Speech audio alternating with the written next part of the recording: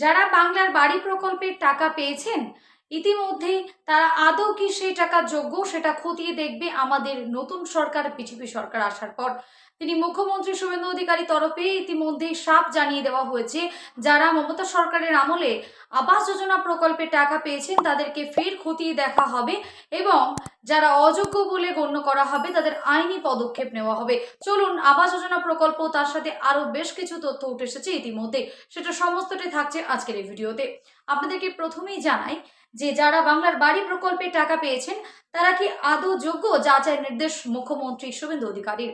এবং তিনি বলেছেন বাংলার বাড়ি প্রকল্পের সূচনা করেছিলেন আমাদের মমতা বন্দ্যোপাধ্যায়ের সরকার, কিন্তু সেই প্রকল্পের আওতায় যারা বাড়ি পেয়েছেন তারা আদৌ কি যোগ্য সেটা খতিয়ে দেখা হবে জেলা শাসকদের, করার নির্দেশ দিলেন মুখ্যমন্ত্রী শুভেন্দু অধিকারী। এবং অভিযোগ উঠেছে বাংলার বাড়ি প্রকল্পের আওতায় ফলে বাংলার বাড়ি প্রকল্পের আওতায় এমন অনেক বাড়ি দেওয়া হয়েছে, ফলে সমস্ত উপভোক্তাদের পুনরায় যাচাই প্রক্রিয়া শুরু হবে 30শে মে থেকে, অর্থাৎ শনিবার থেকে এই প্রকল্পের যে যাচাই প্রক্রিয়া সেটা সম্পূর্ণ করার নির্দেশ দিয়েছে আমাদের রাজ্য। এবং রাজ্যের পালা বদলের পর নতুন সরকার কর্মযজ্ঞে নেমেছে। মন্ত্রিসভার গঠনের পর থেকে একাধিক নির্দেশ আসছে নবান্নের থেকে। তৃণমূলের জামানায় একাধিক দুর্নীতির বিষয়ও চোখে পড়েছে। সোমবার রাজ্যের সরকারি স্কুলের ইউনিফর্মের নিম্নমানের কাপড় ব্যবহার করেছে বলে অভিযোগ উঠেছে, যা নিয়ে ক্ষোভ প্রকাশ করেছেন আমাদের মুখ্যমন্ত্রী শুভেন্দু অধিকারী। এই বিষয়ে রিপোর্ট তলব করেছেন তিনি। এছাড়াও আরজিকর কাণ্ডের যে মামলার ফাইল খুলেছেন রাজ্য সরকার, খুন ও ধর্ষণের কাণ্ডের সিবিআই তদন্তের মামলায় শুনানিতে বিশেষ যে ডিভিশন বেঞ্চ গঠন করেছেন আমাদের কলকাতা হাইকোর্ট, এবং তার সাথে 3 জন, অন্যদিকে যে অভয়াকাণ্ডে সাসপেন্ড করা হয়েছে 3 জন আইপিএস অফিসারকে।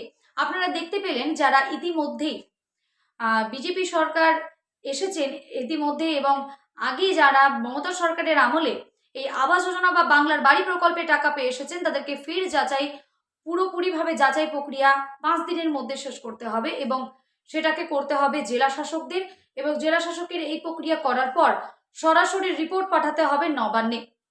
সেখানে শুভেন্দু অধিকারী দেখার পর যারা গণ্য হবে সঠিক বলে তাদের কোনো রকম কোনো অসুবিধা হবে না, কিন্তু পরবর্তীতে যাদের ভুয়ো বা কোনো রকম দুর্নীতিগ্রস্ত যদি ধরা পড়ে সেক্ষেত্রে তারা সেইভাবে ব্যবস্থা নেওয়া হবে, এমনটাই ইতিমধ্যে খবর এসেছে।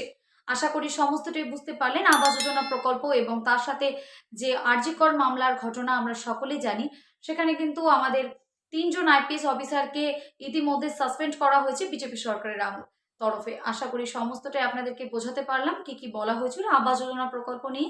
যদি কারো কোনো রকম কোনো প্রশ্ন থাকে বা কিছু জিজ্ঞাসা করার থাকে অবশ্যই কমেন্ট বক্সে জানাবেন।